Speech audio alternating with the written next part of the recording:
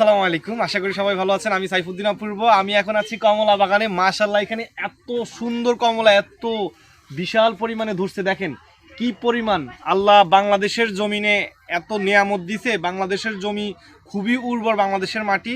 তো নদীমাতৃক এই বাংলাদেশে আপনি যেটাই চাষ করবেন সেটাই বাম্পার ফলন হবে। সবাই কৃষির টিপসগুলো ফলো করে আপনারা কৃষি উৎপাদন করেন। ইনশাল্লাহ এটাতে মানুষের রিজিক উৎপাদন হয়।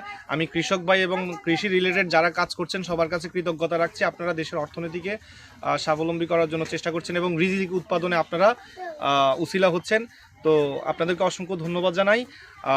আর এই বিজয় মাসে সবাইকে অগ্রিম শুভেচ্ছা। আগামী 16ই ডিসেম্বর আমাদের বিজয় দিবস। এখন কিছু রাজাকারের বাচ্চারা আমাদের বিজয় দিবস অস্বীকার করছে।